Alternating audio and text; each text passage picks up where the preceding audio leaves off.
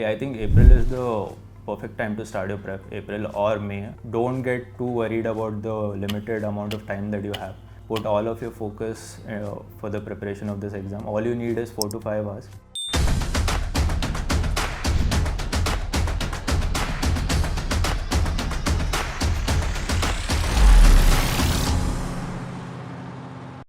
Hi, I'm Bhargav Sidram. I'm a 2023 graduate from IIT Delhi. I'm here to talk about my CAT 2023 journey. So to give you a brief background, I was actually preparing for UPSC. So I gave 2023 UPSC prelims. So I didn't get through. Then I thought about why I didn't get through the exam. So part of the reason was because I wasn't really inclined towards the exam. And I also looked at the kind of paper that they had set, and I felt it was a pure gamble. So I didn't want to waste time on preparing for the exam further, and then I decided to enter corporate world, and the best way to do it was to pursue CAT in the same year.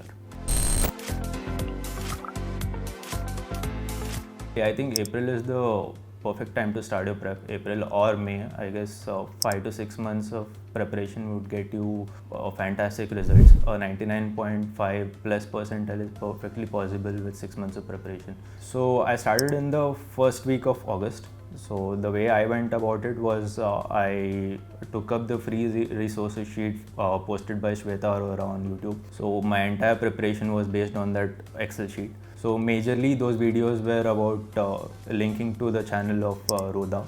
So I actually binged those lectures for a month and a half up till September, mid of September. The way I used to watch the lectures was if any problem was given in the lecture, I used to pause the video, solve it on my own, then look for the solutions. If I knew the solution was right, then I would skip to the next problem. So that was one way to prepare for quants. Same was with DILR.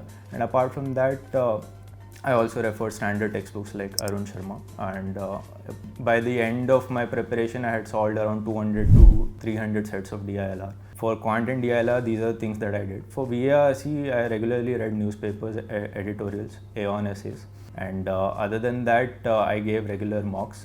I was doing okay in the mocks, but I wasn't really that consistent with my scores. For me, quants was really good. I scored a 99.46 in quants. My weakest point was DILR. The way to tackle DILR is to solve a lot of sets. But the mistake that I did was, in spite of solving a lot of sets, I didn't revisit the sets that I had solved. So revision becomes an important factor in your preparation for DILR. So that is one thing to keep in mind for DILR. And for VARC, I was subpar. I'm not really well versed in the kind of questions they had asked.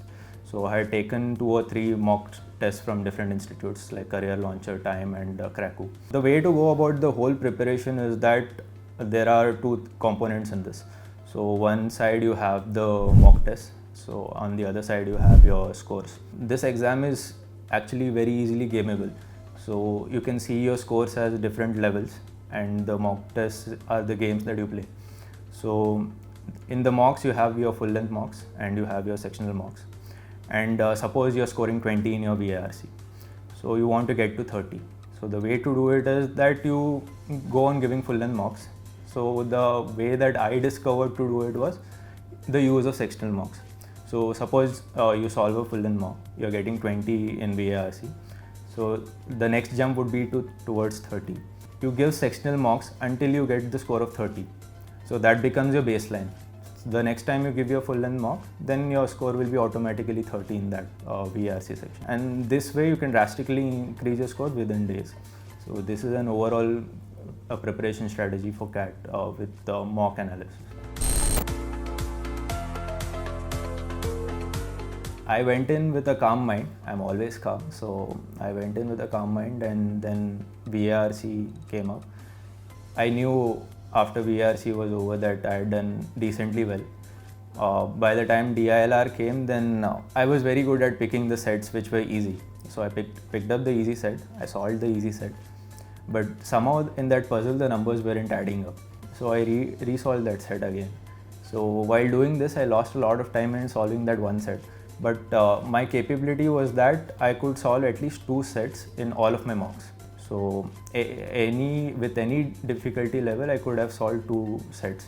but I wasted a lot of time on that single set, and I had just 6 or 7 minutes to solve the next set. So in DILR, I could solve around 7 to 8 questions.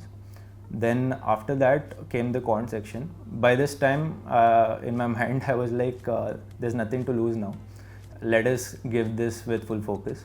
So I went into the zone, and I went chronologically, like question by question. And although the paper was difficult, I could easily solve all the questions that came up on the screen in the order of which they came.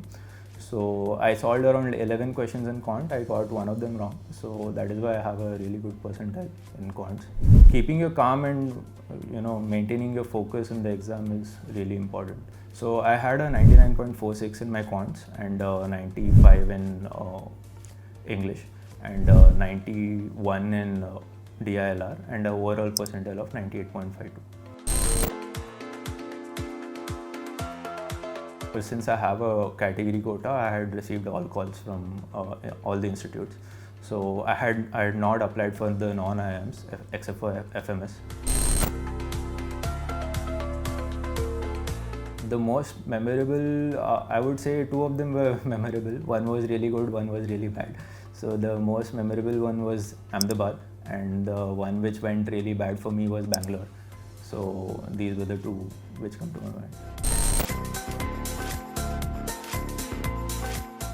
If you're starting right now, don't get too worried about the limited amount of time that you have. Put all of your focus for the preparation of this exam. All you need is 4 to 5 hours. You can divide it into 2 hours in the morning, 2 hours after you come back from work if you're a working professional. And I think comfortably you can get a decent score in this exam.